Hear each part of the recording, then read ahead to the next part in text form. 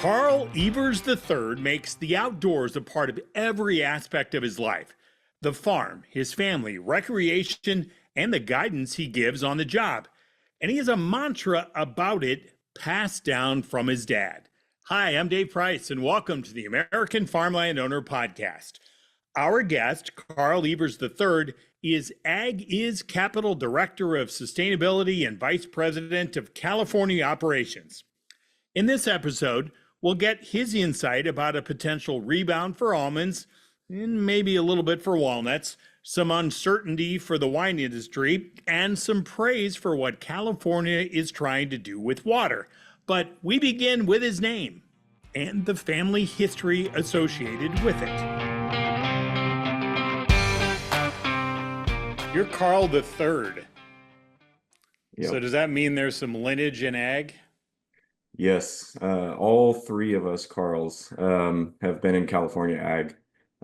So Carl the first started with Newhall Land and Farming in California, and then my dad actually followed suit in Newhall going out of college. And actually, we all three went to Cal Poly and got agribusiness degrees. Is And that believe right? it or not, yeah, believe it or not, we even had the same academic advisor. That's family tradition right there. Yeah, that That's was also really probably an advisor who's been there a few years.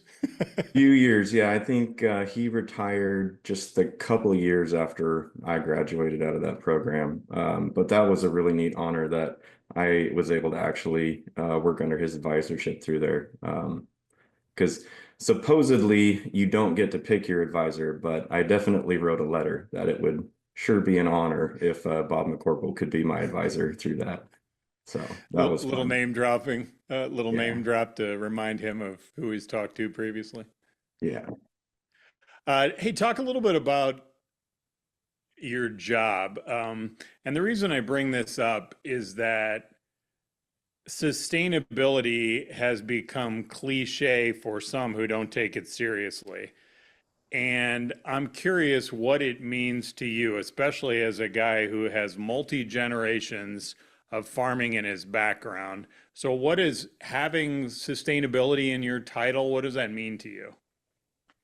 Um, so if I was going to use an alternative word for sustainability, because as you say, it goes to be kind of a cliche word, I'd use responsibility. Um, you know, in the business function I serve now, we're fiduciaries for our clients' money and their investments, right? And so the sort of dangerous trap people go down is these feel-good things, or you're doing all this extra reporting or extra effort for the sake of just saying you did it, or you're doing it for a marketing reason. But really, look at the core of what your business is, and can this business endure? And then can this business do that function with lesser impacts to society and the environment? And it's really funny with farming. I mean, you're dealing with natural assets, right? So it's my dad coined this phrase: "Good stewardship is good business." Um, the less you fight nature as you farm, typically the better your business enterprise is, anyways. Um, so it's just sort of common sense farming, if you really want to simplify it. But short term ease can be the easiest way sometimes, right? Like it may be the quickest solution. It could be the cheapest shorter term if you have to make some kind of big decision like that kind of short term mindset. How do you get people to think longer term, whether it's about kind of the environmental side or just the financial side? Well, I think one of the better examples is you've seen this big focus lately on healthy soils, right? Regenerative is the Mm-hmm. term. But soils is a very long-term play. You can, especially on a short-term hold, make some short-term decisions maybe, but really kill the productivity of a soil.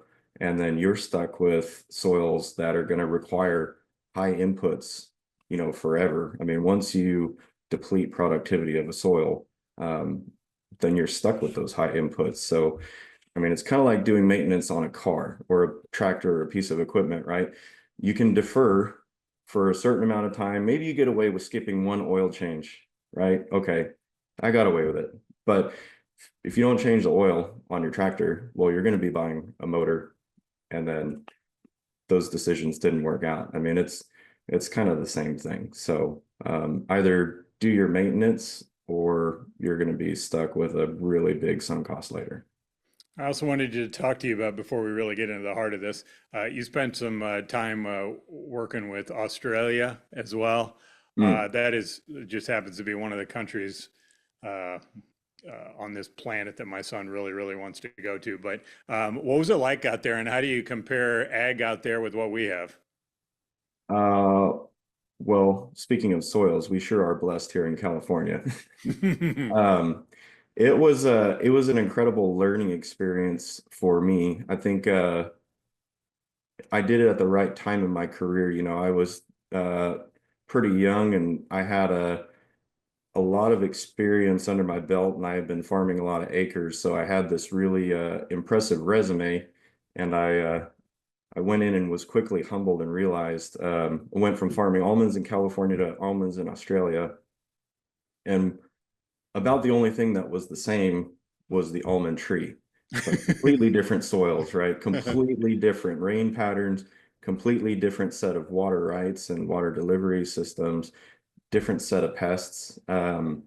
And it was a great lesson uh, that you never stop learning. And so I definitely had to do a lot of listening to make that system work because I had to learn a whole new way to farm almonds. And What's the so, biggest difference in the soil?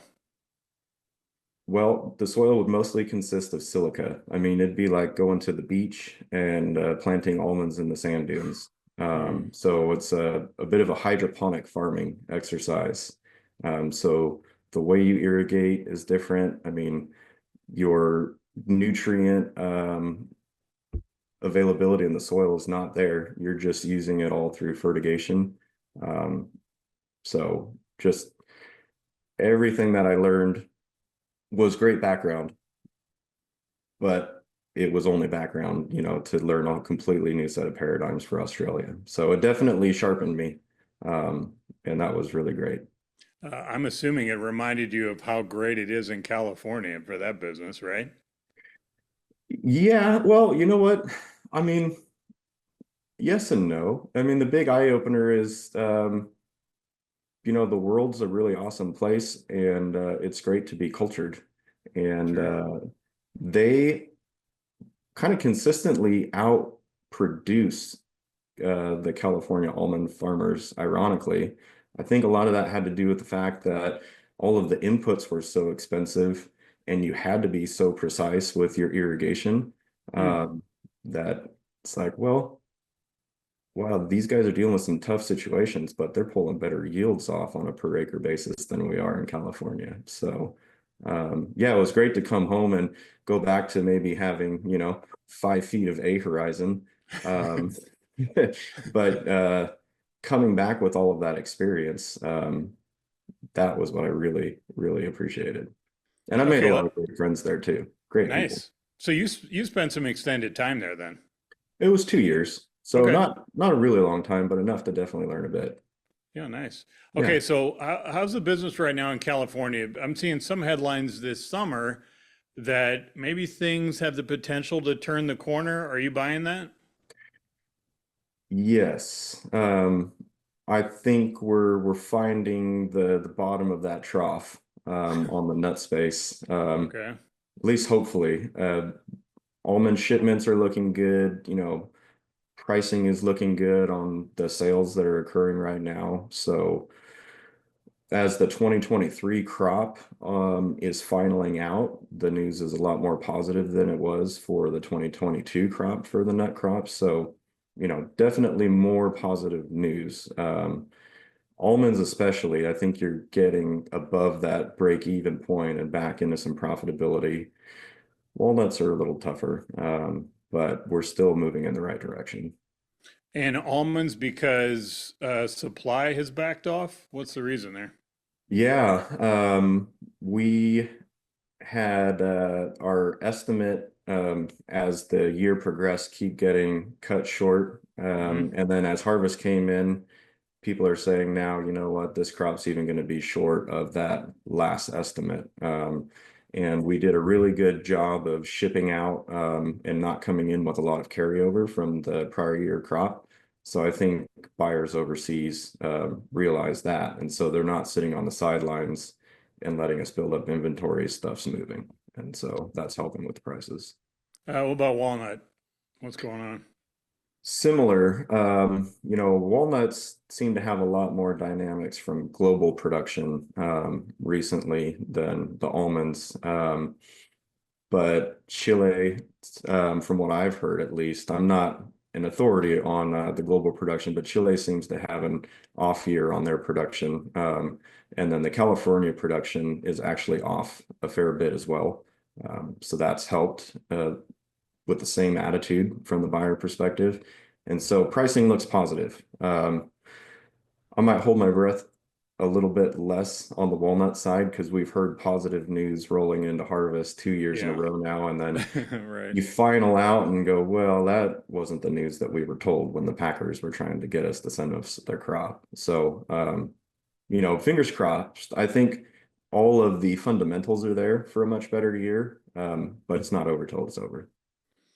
This learning about all this has been fascinating. I did not grow up on a farm, and one thing that stands out is that you bust your butt, you're looking over all kinds of stuff, figuring it out, and at the end of the day, sometimes you almost need luck or somebody else's misfortune, right?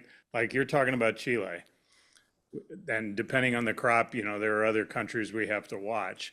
And unfortunately, that's the way it works out. Sometimes we need something to go wrong somewhere else to kind of help us, because at the end of the day, we grow a lot of stuff really well, and in some cases, almost too well. Yeah. Yeah, that's true. I think our biggest headwind, though, is just this strong dollar that we've been dealing with, and still getting customers back from, the shipping disaster through Hmm. COVID when we could not get product in containers. I mean, we do have quite a bit of production, but man, it's just a net export production system is so tough with the strong dollar we've been having. So I'd say that's big, our biggest headwind.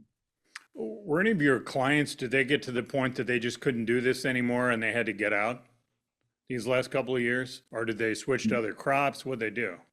No, thankfully our clients have stuck with us. We're fortunate, the profile of our clients, it's typically a very long-term hold. Sometimes you have to remind them, right? It's a long-term hold. But this business is cyclical and you've seen this before. What you do have an opportunity to do in these down years is look at those lower producing blocks or maybe the unfavorable varieties. If you have a chance to redevelop and maybe you were going to replant that block 3 years from now or 5 years from now, maybe you reconsider pulling that out now, sitting on the sidelines for a year or two, and then replanting and pull some of those acres out of production. That's kind of what the markets are asking folks to do anyways, right? Is pull some acres out. Right. Um, but really, what we've done for our clients is just tighten the belts. You know, my background, I got to watch my dad as a kid pulling a bunch of farms out of the 80s debt crisis. Hmm. And what I noticed from that is you don't do anything flashy. And it's all about Econ 101, right? What's the marginal rate of return for spending that extra dollar? You know, you don't need new cars, new pickups on the farm. You don't need new tractors, right? New paint is probably not a indicator of economic resilience when you're driving around the farm. Yeah. So it's all about just being lean and mean. And you're looking at what's my break even cost. And so can I farm in a way where I can be break even at 40-cent almonds or excuse me, walnuts or am I stuck at 60 cents? And that's sort of the game you play. And that really keeps you sharp as these prices recover, because you keep that belt tight, right? And then you're more profitable as these prices recover, and it's better performance for your clients. You've got some background in water, which I really wanted to get into since we're talking about nuts. That's going to be a challenge there too. So how do those things coexist going forward sufficiently? Well, it's interesting. I'm not sure how familiar you are with the Sustainable Groundwater Management Act in California and all We've that. talked about it here, yeah. Yeah, okay, good. I see it as sort of a net positive, really, for the California industry. Obviously, there's going to be short-term pain, Sure. harder impacts on certain folks than others, but it's hard to say negative things about sustainable water pumping, right? And when you talk to investors about buying California farmland, California water is one of the scarier points. And I think once we get to full implementation and you're at a more sustained pumping rate in California groundwater, and you don't have all this sort of Wild West situation where there's impending regulation, but you're just at the sort of status quo, you get past a lot of that uncertainty and it becomes a much more stable place to invest from a water perspective. It's another place where I guess, growing up here and living here, the experience is definitely an advantage. So we screen water is basically the first thing when we're doing due diligence on a California property. And it's been a big focus. I think it's going to shift cropping patterns from 2014 to 2040. And those that have been sort of proactive in thinking about that will probably reap benefits from that in land valuation and just security for their investments. It seems like this gets back to what you were talking about before, not having that short-term view of things. You got to think longer term on everything. And I would assume, especially when it comes to water, you really have to be thinking the long game on that. You do. And obviously some of that is predictable and certain, and some of it is uncertain, and you've got to pull your crystal ball out. Sure. But that's just the nature of farming, right? And it'd be the same for, choosing a variety or a planting layout or anything else. There's always a little bit of uncertainty, but there's enough indicators where you can go into California and know where the safe spots are, where the really unsafe spots are, and then where that middle of the road area is. What is it about California that is so ideal? I mean, it's perhaps a bizarre question as we're talking about potential water scarcity or at least water challenges, but I mean, California is about as good as it gets for some of these crops, though. Like, why is it so good? Especially for a guy who spent a good amount of time in Australia and dealt with other stuff. Yeah, well, I mean, it's that triangulation of soil, climate, and water for those, high value specialty crops, your tree nuts, your wine grapes, your vegetables, that maybe they can be produced in other parts of the world, but it just seems like California has the premier combination of those three factors for production. And, you know, Australia, maybe there's some parts in South America where some of those crops can be produced, but California seems to beat them. Anything over time that's been changing weather-wise that stresses anything? Yeah, I think we've had some warmer winters through some of these drought cycles, and some of these deciduous tree crops need a certain amount of winter chill portions. And you've seen some alternate bearing and some weird bloom patterns from lack of chill in certain years. What's kind of interesting is as the water pushes folks north, The chill portions has also sort of pushed people north as well in California. But then the catch-22 with that is you have risk of frost in the early spring. Um, but the chill would probably be the biggest factor, I think, besides drought. You mentioned grapes. How are things? Um, well, they're tough right now. Right. Yeah, it's really fascinating. It's just consumer dynamics are so different. Alcohol consumption is just way down globally, but Hmm. even domestically. And I think, when I think grapes, I think wine grapes because it's sort of Yeah, what we grow in the grape sure. world. Okay. If folks are drinking alcohol, they're drinking less wine. And so you see a lot of um, wine grapes that are going to have to come out to balance with that demand. A lot of bulk wine inventories increasing. So it'll be interesting to see how the wine grape industry sort of retools through this dynamic. And, is this a short-term fad or is this a lasting impact?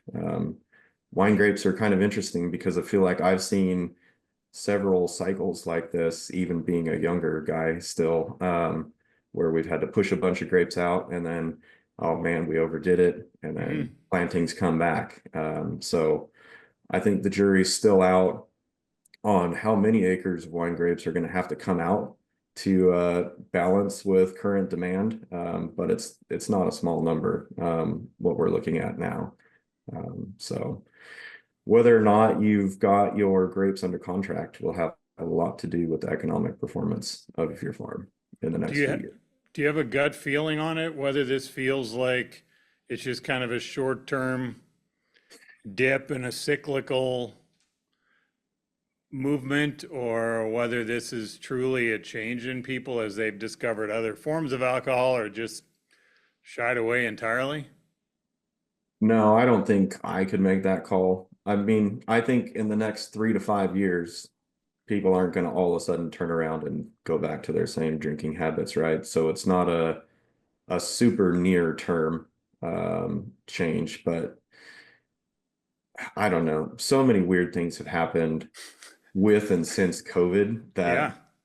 that I just don't even try to predict human behavior That's what I anymore. was trying to think of. Is it that you have a lot more people working remotely, not working in the office, not going out to happy hour after work, not doing the same kind of social stuff and kind of business slash social stuff? But then you're also talking about globally too. So, is it broader than that? Well, sobriety, I think, has just been a more important thing to people, and it's hard to say that that's a bad thing, you Yeah, know. right. So it's like, okay, well, we just need to balance production with demand then, which will be fine. You think about in California, with the implementation of the Sustainable Groundwater Management Act, there are definitely irrigated acres that need to come out of production. So there's opportunity sets there. And so if wine grapes can be a part of that, I mean, some of this looks like it's lining up to where impacts are somewhat lessened. I mean, if you're staring down growing at a loss or just pushing out your vineyard and, doing cereal crops or, just waiting it out, Hmm. well, let's just wait it out. And that helps the groundwater sustainability agencies meet some of their pumping reductions in the short term anyways. So, um, I don't think it's this devastating blow to the industry. I think it's actually some nice timing for these markets to just balance out with current demand domestically and globally. Not to psychoanalyze here, but the way you talk about this, it sounds to me like you think big picture, this is probably a positive going through all of this. And that short term, there will be some challenges for folks with these new requirements for water. But as you know, whether it's in California or other states, that's like That's the tension, right? Anytime it's kind of some government mandate versus somebody's individual freedom, then you kind of have this explosion. But am I reading you right that you think long term this is probably something that has to be done, despite the fact some people are going to have maybe a more challenging time to adjust? Is that fair? Yeah, no, that's totally fair. In certain regions, if you've lost 100 foot of static water level in your aquifer in 10 years, that's hard to call that sustainable. So I think the fact that you've got markets telling you to remove acreage at the same time you have legislation and regulation telling you, at least hopefully it makes it a little less bitter of a decision that, free markets are also telling you the same thing. So you've got it coming from two different directions. It's kind of time to listen, right? Might be time to listen, right? Yeah, that's more than a hint about time to change something. Yeah, and I don't know. I mean, agriculture, we always figure out a way as an industry. So there's always going to be alternative land uses, alternative crops. And fortunately, I think we could do better, but there has been also some public funding to help transition some of those land uses. And I think we need to keep the attention on that, because groundwater is a public trust resource, and it's definitely in all of our best interest to have sustainable groundwater. So, we put up bonds for some pretty interesting projects. I don't see why putting up some more public funding to help some of these farmers transition shouldn't be a priority also, to lessen that blow in the short term. Let's kind of end with a deep one. As you look to maybe the next year or two, what piques your curiosity? What are you looking at? What am I looking at in your world? Yeah, I think it's just that shifting of cropping patterns really that we've been talking about is going to be the really interesting one as we implement the Sustainable Groundwater Management Act. I think it's going to be really great for balancing water markets and the crop markets in general. All right. Hey, we appreciate the time. Thanks for covering all this. Yeah, thank you. He is Carl Evers III, AgIS Capital Director of Sustainability and Vice President of California Operations. To learn more about Carl's time on his lavender farm, you can check out our profile piece about him. Find it in the American Farmland Owner newsletter. Just go to AmericanFarmlandOwner.com.